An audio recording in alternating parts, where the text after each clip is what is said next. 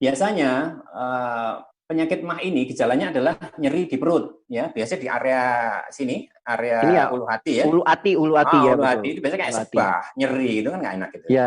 Hanya seperti itu. Kedua adalah panas yang menjalar dari sini sampai ke tenggorokan. Nah, ini bisa dikaitkan dengan meridian lambung. Kalau kita di akupuntur itu biasanya ada namanya meridian lambung. Meridian lambung itu larinya dari kaki, ya, dari kaki langsung ke paha, langsung ke perut, ke dada. Nanti akan terasa seperti sakit jantung gitu ya. Ke dada terus ke tenggorokan. Akan sering susah menelan dan segala macam. Terus larinya ke gigi bawah. Gigi bawah apa namanya? Kalau tiba-tiba terasa nggak enak gitu ya, itu biasanya udah lambungnya bermasalah tuh. Terus larinya dia juga ke mata, mata agak rabun-rabun. Terus larinya ke kepala samping. Jadi kadang-kadang ada yang pusing sebelah, itu biasanya dari masalah lambung. Oh, berarti kemana-mana ya gejalanya ya, itu? larinya kemana-mana. Bukan hanya di lambung saja gitu ya? Bukan, jadi nanti larinya ke jalur meridian itu tadi. Nah, terus yang ketiga adalah perut kembung, udah jelas gitu ya. Sering sendawa, ya, sering sendawa. Kemudian mual, muntah. Mual, betul, Ya, mual. terus keringat dingin, pusing, itu pusing ya. Lalu ya Pusing, bisa betul. aja kalau parah ya muntah darah gitu ya. Karena tadi ada luka di lambungnya itu tadi. Terus bisa bisa juga luka juga ya, Mas ya? BAB darah ya kalau udah terlalu parah ya. Terlalu parah bisa luka. Jadi itu Mas gejala-gejalanya yang biasanya dari klien yang ke sini keluhannya seperti itu biasanya. Kadang-kadang juga akan terasa sesek. Apa kok sesek? Jantung bukan, cek jantungnya normal kok. Ya seperti itu. Kemungkinan ya seperti itu. Itu kan gejala-gejalanya Mas ya? Ya, nggih. Kalau yang jadi sebab utamanya itu apa aja tuh Mas? Yang pertama biasanya ya, yang menjadi penyebabnya adalah seperti Mas Angga sampaikan tadi adalah pola makan. Ya, yang biasanya makan di rumah itu enak, terus sekarang kos. Udah kos bangunnya siang, ya kan? Nah, nanti ini akan dihubungkan dengan yang namanya jam organ. Jam organ lambung, ini kuat-kuatnya itu jam 7 pagi sampai jam 9 pagi, Mas. Nah, jam organ lambung itu ya? Iya, kekuatan jam organ lambung kuat-kuatnya itu dia jam 7 sampai jam 9. Nah, dihubungkan dengan yang tadi, fungsi dari lambung adalah menghancurkan makanan. Jadi kalau pagi kita nggak sarapan, nah itu tadi yang terjadi adalah asamnya lambung ini akan mencari apa yang bisa dihancurkan, ya itu Mas. Nah, seperti itu. Nah, jadi itu saking ininya Mas, saya pernah dengar, sorry Mas, asam lambung itu pH-nya tinggi. Jadi katanya besi juga bisa hancur, benar nggak sih itu Mas? Soalnya saya jujur aja ini pernah makan silet saya Mas. Karena emang kuat sekali. Iya, saya pernah makan silet, beneran silet saya makan gitu. Waktu training apa gitu ya, itu saya makan dan saya telan, tapi nggak apa-apa gitu. Kata yang instrukturnya itu dibilang gitu, katanya pasti udah hancur tuh sama asam lambung. Bener nggak sih? Walau. Nah, masa nggak yang kedua itu biasanya ada bakteri, ya, bakteri di mana bakteri itu hidup dan bertahan lama di dalam lambung. Nah, saat kita makan yang tidak higienis, nah itulah makanannya dari bakteri, dia akan semakin kuat di dalam situ. Nah, dengan dia kuat, dia akan berkembang biak di dalam lambung. Akhirnya apa? Dia akan gerogotin lambung itu, sama seperti dengan asam yang tadi, gerogotin, terus akhirnya lambungnya menjadi radang, ya, seperti itu. Ya, itu yang kedua. Terus yang ketiga biasanya dari obat penghilang rasa sakit. Ya, saya nggak usah nyebutin nama. Biasanya karena saya inisial aja, inisialnya apa? Jadi biasanya orang-orang yang mungkin sakit gigi atau nyeri apa gitu lah, yang dia harus menggunakan obat tersebut. Dia mungkin tanpa pengetahuan dokter, dia menggunakan obat tersebut dengan dosis mungkin pengen cepet nggak sakit gitu ya, dosisnya dilebihin, akhirnya nggak kuat lambungnya. Yang terjadi adalah ulu hati di sini sakit nih, nggak enak, sebah, mau tidur nggak bisa, bangun juga nggak enak, ya kan? Nah itu jadi sebaiknya kalau mau konsumsi obat-obat penghilang rasa nyeri ya sebaiknya dikonsultasikan dengan dokter. Nah, selanjutnya adalah yang menyebabnya adalah masalah psikologi. Orang sering cemas. khawatir, ya, sering takut dan segala macam. Jadi katakanlah sering ya, saya pernah membaca sebuah buku mengenai pikiran. Jadi karakter dari pikiran itu adalah apabila emosi terjadi lama dan bertahun-tahun, dia akan mengakibatkan kerusakan organ.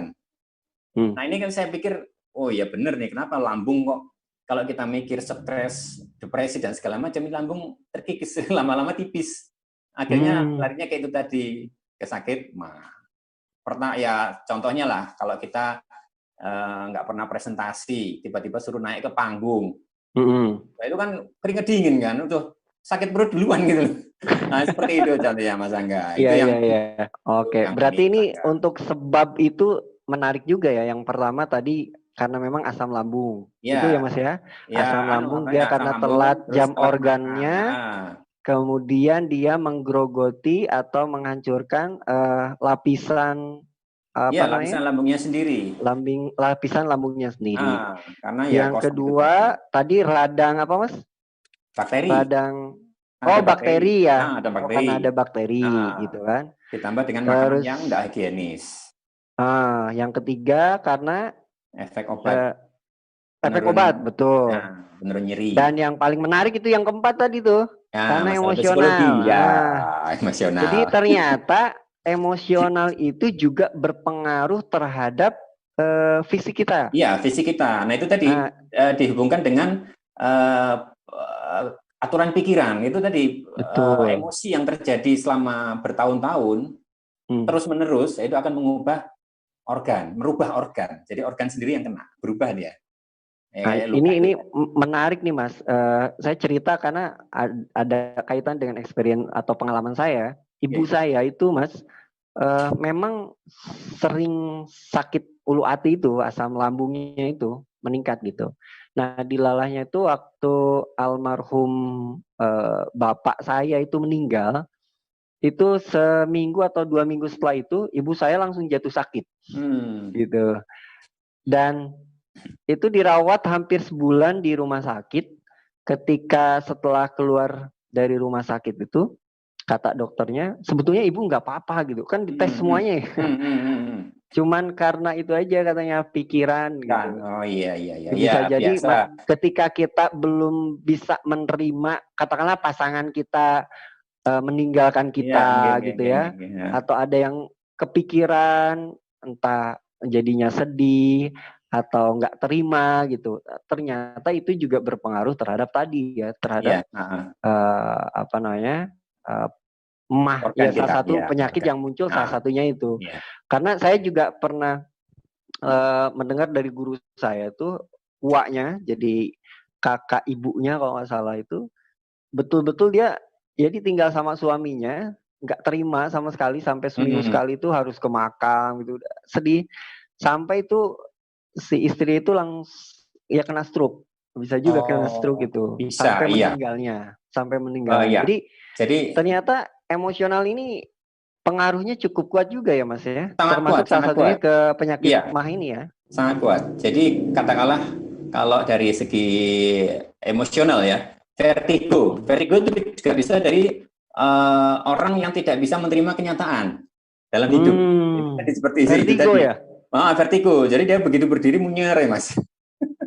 Jadi itu ternyata dari dia tidak bisa menerima kenyataan hidup yang dia terima, seperti itu. Jadi salah satu caranya adalah mengikhlaskan, ya itu tadi secara psikologi ya. Dan pasrah lah ya, menerima itu terima dan pasrah. Baik, Mas Cahyo masih ya kita lanjutin lagi ya Mas ya. Tadi sudah kita bahas tentang apa sih mah itu apa, kemudian apa istilahnya indikasinya atau gejalanya apa, penyebabnya apa. Masih ada lagi Mas Angga. Apa tuh? Makanan, yang paling penting makanan. Oh iya betul, penting banget itu. Iya penting banget. Jadi biasanya makanan itu orang terlalu banyak makan pedas-pedas, lambungnya nggak kuat, asam-asam gitu ya seperti itu. Atau yang makanannya berminyak atau santan gitu ya. Kalau nggak kuat ya nanti akhirnya kembung, mulut ya seperti itu. Kopi juga bisa, soda atau coklat. Kalau saya pernah dapat gini Mas, makanan lambung itu kan dia sifatnya asam ya Mas ya? Iya, iya. Nah, jadi makanannya itu yang harus masuk itu sifatnya basah. Bener nggak sih itu? Ya, bisa. Jadi untuk mengurangi, kalau emang dia bermasalah ya. Ya, Kalau dia soalnya saya bermasalah. kadang suka pilih-pilih juga tuh makanan. Kalau misalnya yang asin-asin, kemudian yang pedas-pedas, yang tadi disebutkan, itu memang cepat itu memicu asam Ya, lambungnya banyak ya. gitu ya, sehingga ya itu jadinya mah gitu. Tetapi kalau saya makan buah-buahan, misalnya pagi-pagi ini kan memang jamnya organ lambung tuh. Iya, Ketika oke. saya makan buah-buahan malah adem gitu ke perut enak gitu. Ya. Bener gitu ya Mas ya? Ya, insya Allah seperti itu, Mas. Karena buah itu juga Hmm. sifatnya basah. Ya, Hmm. jadi ya seperti itu. Walaupun Nah, buahnya asam ya, kayak misalnya jeruknya asam, tapi tetap ya ya sifatnya jeruk. basah. Ya, pokoknya jangan banyak-banyak. Oh, gitu. Banyak ya sama aja.